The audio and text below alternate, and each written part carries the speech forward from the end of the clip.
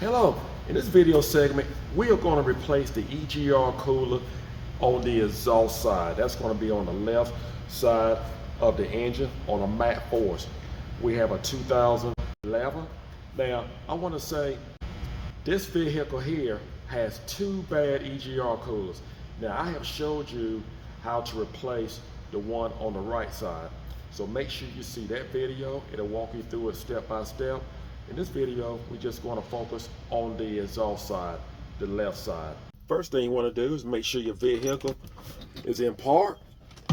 Make sure you have chuck blocks on one of your wheels. It doesn't matter which one, because safety is always first. I know it's not necessary, but I like to use disposable gloves, and you have seen many of my videos that I actually use it. And it's actually to just separate you from chemicals that is inside of oil, fluids, because you don't want that to get into your pores.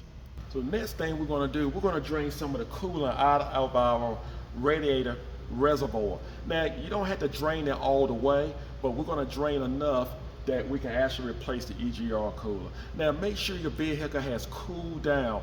Do not do this until your vehicle has cooled down. And not only that, the components on your EGR cooler is going to be hot. So you want to make sure you're working on a cool engine when you make this repair. I like to use a clean drain pan just to preserve my antifreeze. There's nothing wrong with my antifreeze. Before I drain my coolant, I'm going to turn my tire to the left or the right so I have access to the EGR cooler. At this point, we're going to use safety glasses. You don't want anything to fall in your eyes. And we're going to use a pair of pliers. Going to release the cap. It'll give us a better flow. Now we are on the left rear of the vehicle. And you may be able to do this by hand. Matter of fact, I sure can. We're not going to drain it out completely, just enough that we can actually replace the EGR cooler. Now while that's draining, here's our EGR cooler. This is what all the fuss is about. What we're going to do, we're not going to use power tools to actually remove this nor install it. We're going to use hand tools to actually work on the EGR cooler. We'll start with this hose here. Just take some pliers. Guys, I would say that's enough. You don't have to drain it completely. Just tighten it up. Make sure you tighten it down with your pliers. We will reuse this antifreeze. Now it's time to disconnect some of our hoses. I'm just going to loosen up on the hose to break it loose. We just slide it right off the EGR cooler. Now we're going to use a 5/16. You can use an 8mm for these clamps. Just going to break loose the seal. Got that freed up. Now we need a 10mm. We're going to remove these 3 bolts here.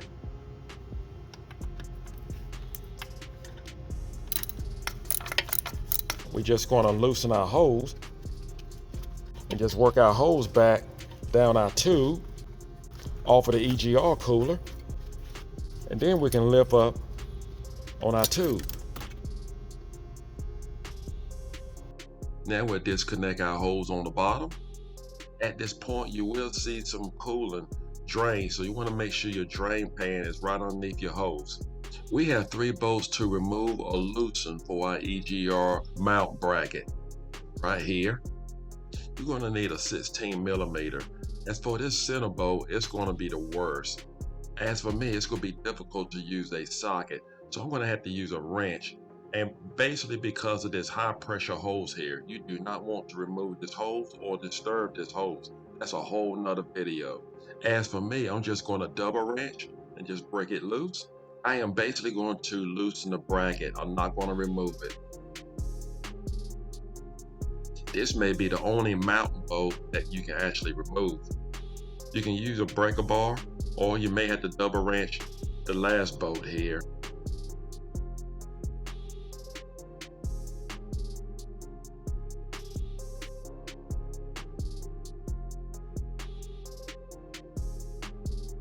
Right now, we're going to loosen the nuts in front of the EGR cooler. You're not going to be able to remove the nuts at this point. We will do that later on. Now we're going to loosen and try to free up our 2 clamps. We're using a 10mm. Now what we're going to do is disconnect from this plate. You can use a 13mm or a 1/2 inch, whichever you prefer. Now we have this plate out the way. Now what we're going to do is remove this bolt. We need a 5/16 or 8mm. We have the bolt removed here. We need to remove the harness. We're going to disconnect this tube. We have 3 nuts and we have a clamp here holding it. We have 13mm, or you can use a 1/2 inch. Using the pipe from the clamp. And we have everything loose. Last but least, what I'm going to do, this hose right here, actually is for this tube here. But right here, we're going to loosen up on this clamp. We're going to remove it. Once we get that out the way, we can remove the EGR cooler.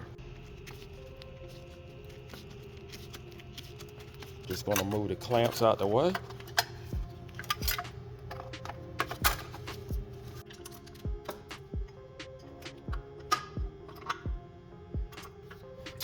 I forgot to disconnect this line, this hose here.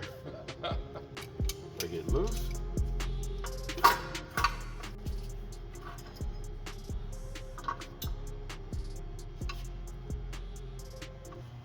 Here's our EGR cooler. Again, make sure you do not disturb this high pressure oil line. That's another whole video. You do not want to disconnect this line. And what I did was I just loosened up on the bracket, loosen the bolts, and what I'm going to do is just replace the clamps on here and just keep everything up here, because that center bolt is going to be very difficult to get it out, to remove it, because of this line. Here's our new EGR cooler. Part number, price range. You have all your hoses. It's very important to replace all your hoses along with your clamps. Clamps. And it's also important that you replace all of your gaskets. More clamps. And 3 gaskets. You will actually get this in the box. But this section down here, it says all factory reconditioned parts are inspected and tested to meet original product specifications. Now, I have received some bad EGR coolers right out the box. So I just want to make you aware of that. So keep in mind, these are reconditioned EGR coolers. So mistakes can happen. I will say an international dealer parts department will not give you a hard time returning this part. But I have had some that was actually bad right out the box. And I got them from the international dealer. What we're going to do now, we're going to remove the EGR manifold assembly. And we're going to use our exhaust tube gasket out of the pack. And all these parts here, they came out the pack, because we're going to replace the hose up here too as well.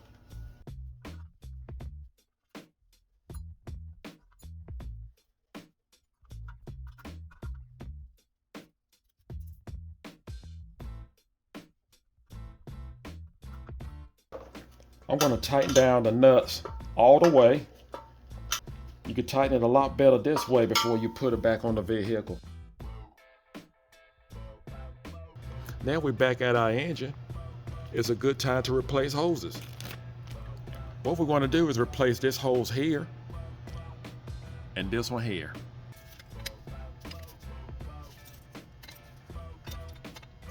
Just before you tighten up your clamp, you want to make sure you have it positioned in the right place. You do not want it to be in the way of the plate. So you want to pre-fit your plate to make sure the clamp is not going to be in the way. After that, you can tighten up your clamp.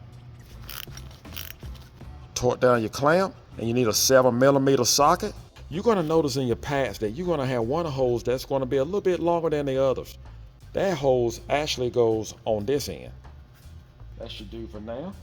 Now, what we're going to do next, we're going to remove these clamps right here that holds on the EGR cooler.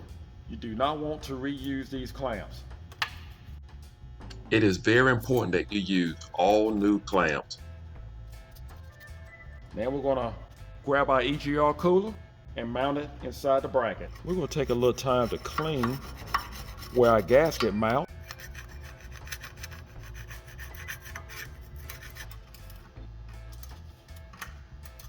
Make sure your clamps are in the proper location. Make sure you slide on your bottom hose. I just want to put a little antifreeze up here to help the hose slide on the tube. I'm gonna do the same over here. I take a screwdriver and just put it right in the top hole of this bracket just to hold the tube up out my way so I can actually get this hose in and this hose right here, slide it forward to line it up with the studs. Make sure you install your new gasket. Now we can mount back our front plate. We're gonna screw back in our mount bolt. We have one more gasket left. Just gonna clean up around here and make sure it seats properly. We'll do the same on the other end. Make sure you have your gasket in place. Mount back your 3 bolts, and we just put our hose on.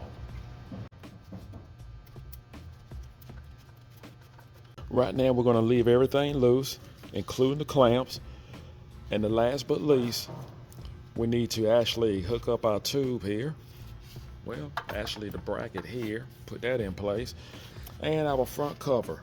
I want to say this bolt right here, I am not going to be able to torque it down due to this high pressure oil line. So I'm going to tighten it down as tight as I can get it. We're going to torque down the bolts to 45 foot-pounds.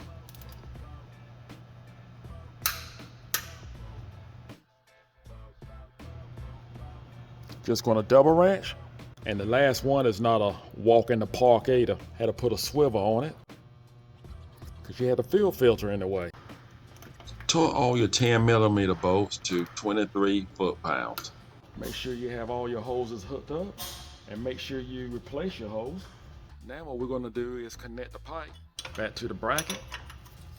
And when you tighten down this U-clamp, make sure you do not crush the pipe. Let's not forget our front bracket. You have 2 bolts and 2 nuts. Okay, we're going to tighten these down to 71 inch-pounds.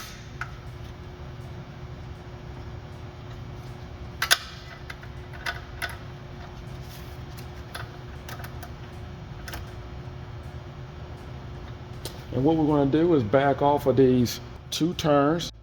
We're just going to back off a total 720. 2 turns.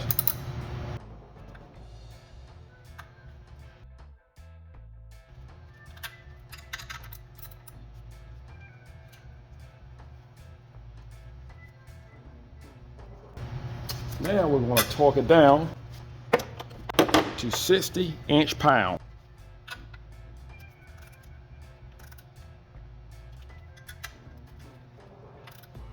So everything is tightened up.